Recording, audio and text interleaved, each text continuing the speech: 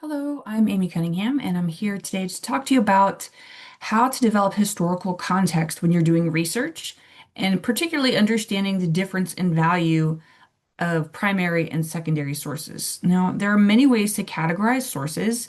We could talk about academic versus popular sources, um, magazine sources, newspaper articles, websites. These are all sources, but this is one way to categorize sources, especially when you're developing historical context. Primary and secondary sources. So, primary sources are written or created at the time of the event. So, for example, if we were talking about the Japanese internment camps here in the United States during World War II, these would be letters that were written about the, the camps or by people who were interned in the camps. These would be photographs taken at that time, newspaper articles written at that time, videos made at that time, artifacts such as toys or artwork, speeches given. So the key phrase you might have heard me repeat is at that time. Primary sources are primary, they're raw, they're at the moment, and they are used in particular to understand what was happening at the time in a very immediate way. So, understanding the mindset of people, the cultural climate, their beliefs, their knowledge of what was going on at that time.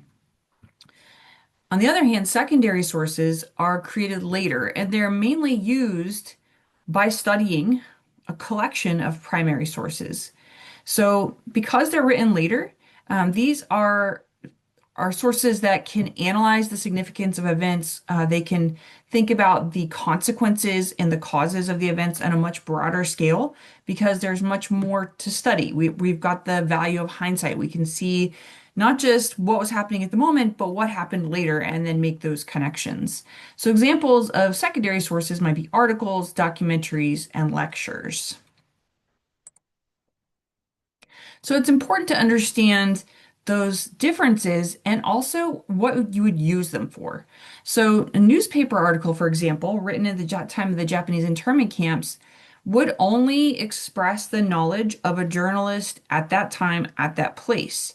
So if the internment camps are happening in California, a writer in Texas might have only the knowledge that's sort of being spread through other newspapers or from perhaps a visit or listening to politicians speak about them. So they're going to just provide a snapshot of beliefs and attitudes at the time and place where the article is written, but they may have incorrect representation of events because of those limitations.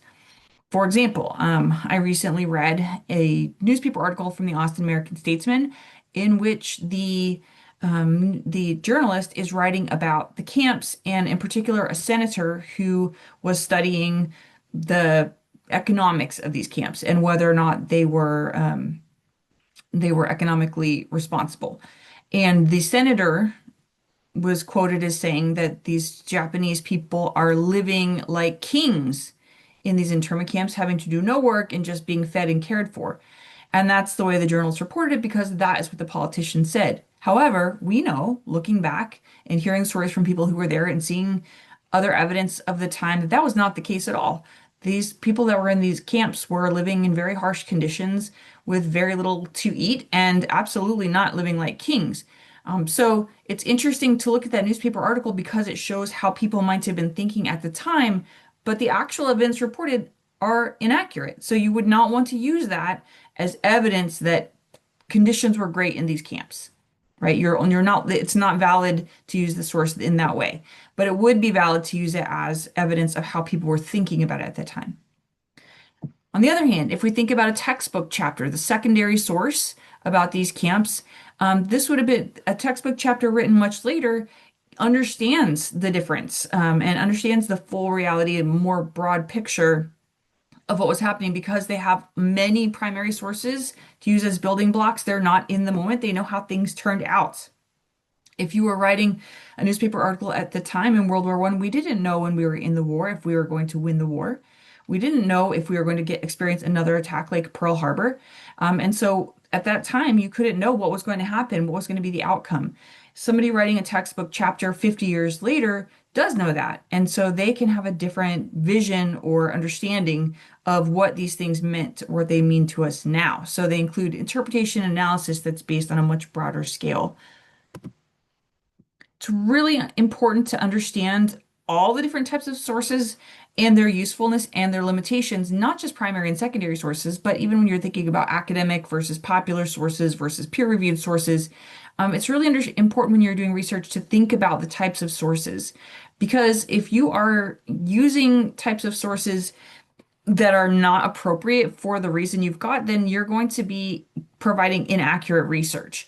So you want to make sure that you know and understand how you should be using these sources, how you should be viewing that information. If you understand that and you're citing appropriate sources and using them correctly, then that is something that makes you a stronger academic. It makes your argument stronger, it makes your paper stronger or your project stronger. And just this idea of evaluating credibility and relevance, this is a practice in critical thinking, which is essential for a scholar. It's essential for responsible citizens. It's essential for people who are not going to be misled by others. It's also important to understand the different types of sources because it prevents misinterpretation of historical events. And it's also plays into academic integrity because you are using those sources correctly and providing an accurate picture of whatever it is that you are studying.